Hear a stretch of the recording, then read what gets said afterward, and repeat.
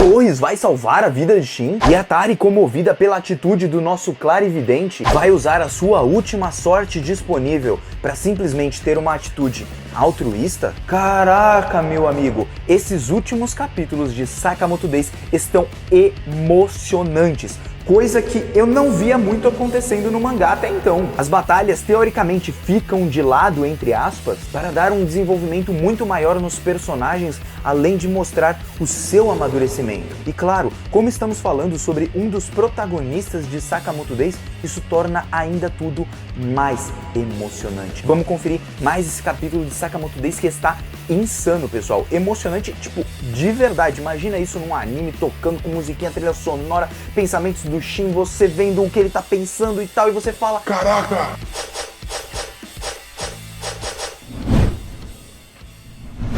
E aí, galera do canal do Mano Joe, como vocês estão? Eu espero que todos estejam muito bem. E hoje estamos aqui para mais um vídeo de Sakamoto Days. Dessa vez, o capítulo 192, auto-intitulado Opinião Sincera. E antes de começar o vídeo, eu já confesso para vocês que isso era algo que eu sentia muito falta em Sakamoto Days. Para além de mortes, gore, lutas impressionantes, coreografias excelentes de batalha e tudo, é uma parte mais emocional. E essa parte do Shin abandonar a lojinha Sakamoto, entregar a sua vida por outras pessoas, lutar contra um psicopata maluco que não tá nem aí, bom, essa emoção, essa carga de drama realmente me pega. E era isso que eu sentia muito falta em Sakamoto Days, em algumas conversas até que eu tive com o Nicolin lá do Analyzed e com outras pessoas também. Eu acho que agora Sakamoto começa a entrar numa coisa que eu gosto bastante. Que eu digo pra vocês que de certa forma teve poucas vezes que eu me lembre assim que me marcou bastante em Sakamoto Days, tirando as lutas e tudo,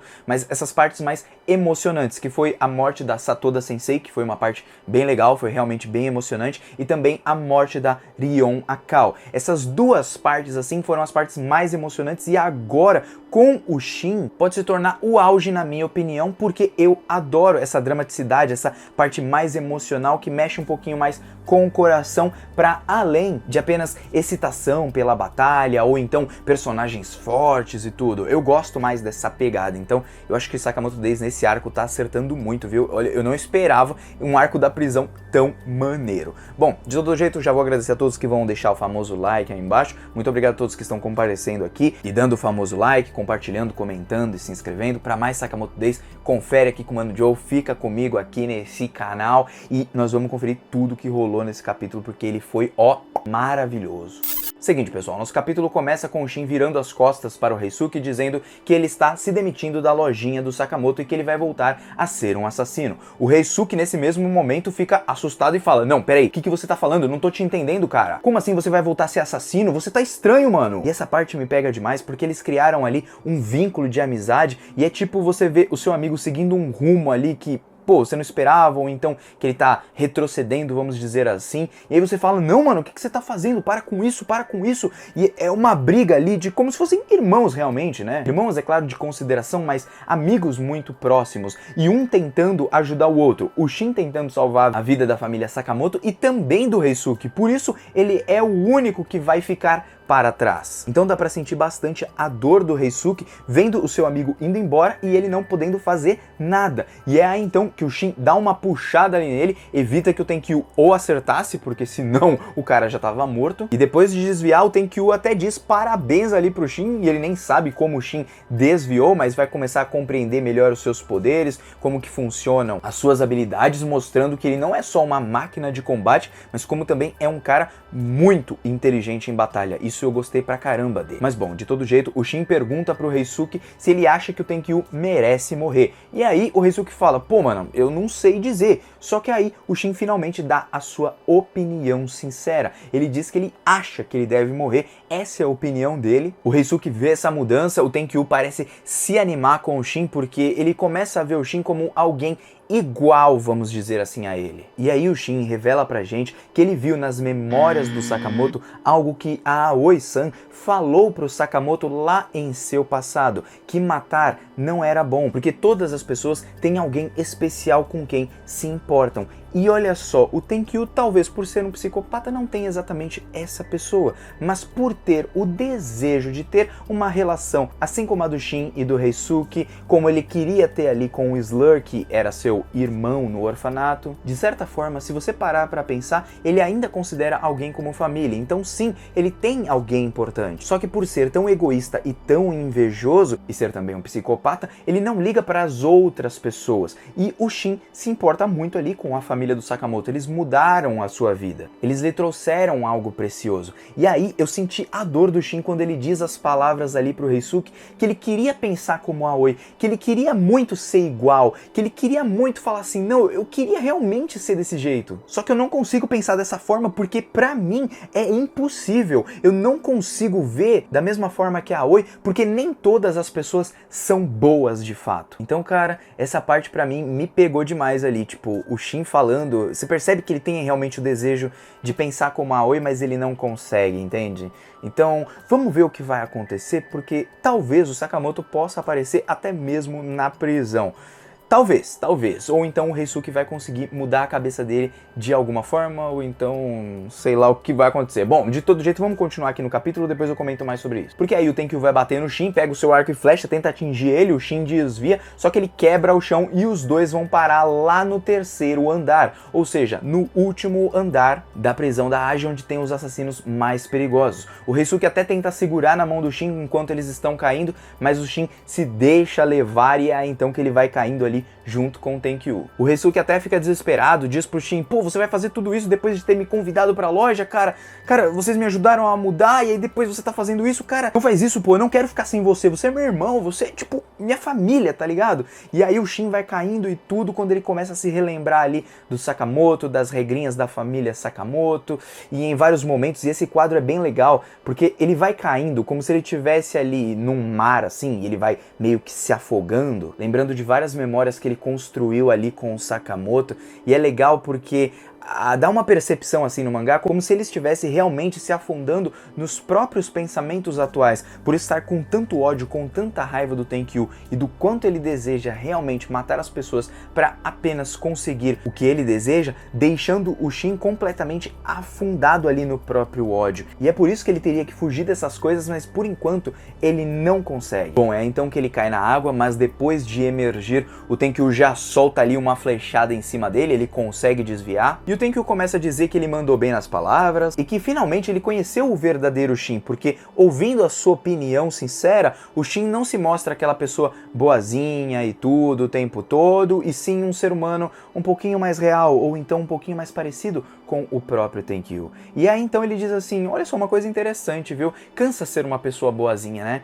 Talvez porque todos limitavam ele a ser uma pessoa boazinha quando ele estava no orfanato, digamos assim, pelo menos ali a trupe do Slur, né? Porque eles tinham que ser bonzinhos pelo menos consigo mesmo. Talvez não com as outras pessoas, mas consigo mesmo sim. E aí, olha só que interessante o que o Shin fala. Ele diz que só tem pessoas legais ao seu redor. E que às vezes ele até fica de saco cheio disso. Mas não é de saco cheio de tipo, pô, mano, tem só gente boazinha e papapá, mas sim que talvez ele se sinta deslocado. Porque perto dessas pessoas ele não é tão bonzinho assim. Porque perto dessas pessoas ele ainda pensa na maldade. E é aí que tem o ponto. Desde o começo do mangá, o Sakamoto, mesmo quando o Shin aparece, o Sakamoto tinha aqueles pensamentos meio assassinos, não é? Hoje parou um pouquinho, né, com aquelas piadinhas do Sakamoto furando as pessoas ali com caneta e tudo, seu instinto assassino sendo ativado e o pessoal ficando meio que tipo, meu Deus, ele está me matando com os olhos, alguma coisa assim.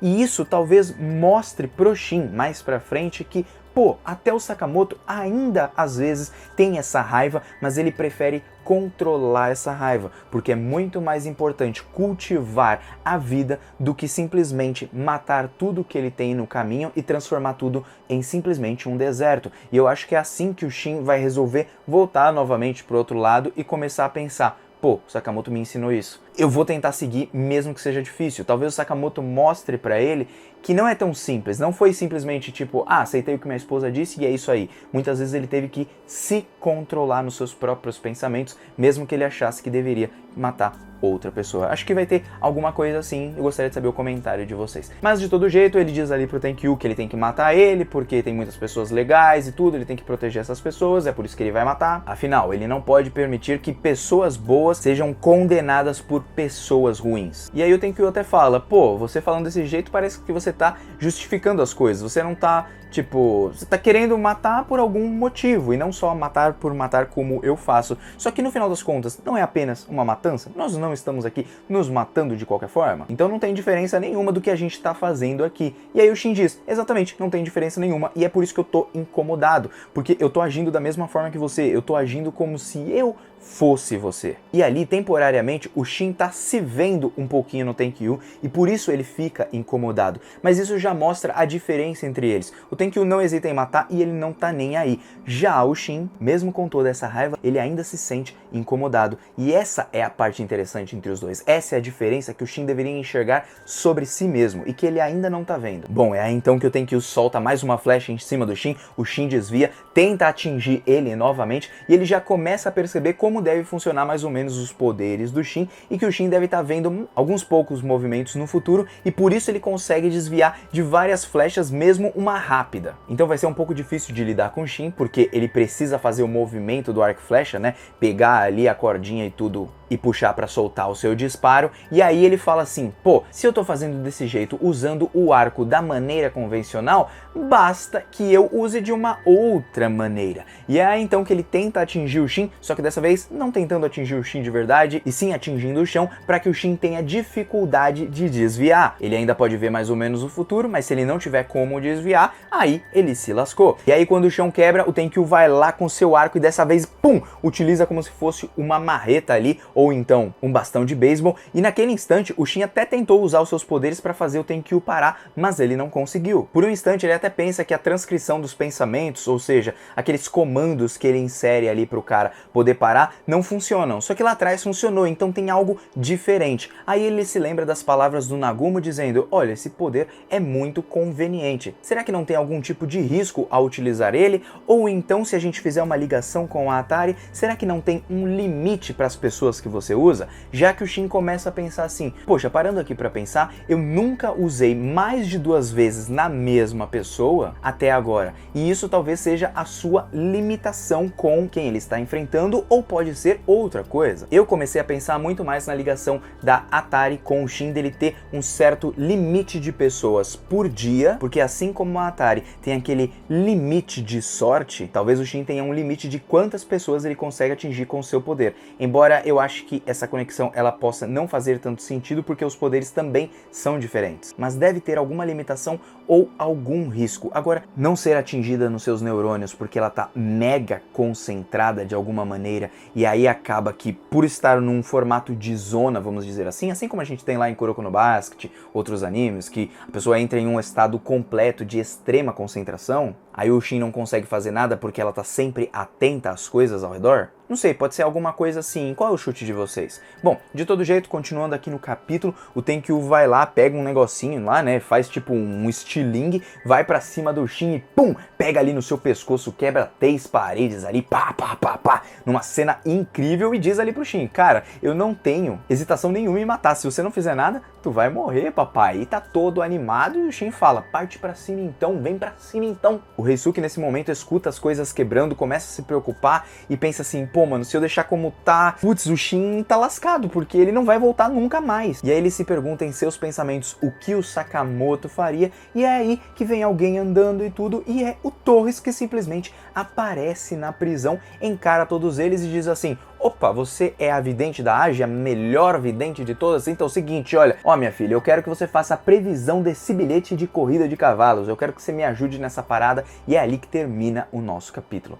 E aí, quando o Reisuke pensou no Sakamoto e apareceu o Torres, Pode parecer idiota, mas eu pensei na possibilidade de... Será que o Torres, ao ir pra prisão, o Sakamoto foi lá correndo atrás dele, junto com ele, e vai aparecer ali no terceiro andar com o Shin e vai ajudar ele de alguma maneira? Não só que eu tô falando na batalha, mas também realocando os pensamentos no Shin, mostrando pra ele que ele também muitas vezes sente vontade de matar as pessoas, mas como ele resolveu de uma outra forma lidar com esse tipo de situação quando isso acontece? Cara, sinceramente falando, eu pensei nisso. E a Atari, olhando ali pro Reisuke e tudo, pensando no Shin, eu imagino que ela tá pensando na sua última sorte, o seu último desejo, vamos falar assim, e talvez ela use pra salvar a vida do Shin no final das contas. Porque a previsão dela, se a gente for ver, não tem nada a ver com a sorte. Ela previu ali o futuro, digamos assim, do Tenkyu, mas ela pode ainda manipular apenas uma sorte restante. Então ela consegue ainda prever o futuro, só não pode usar esse futuro,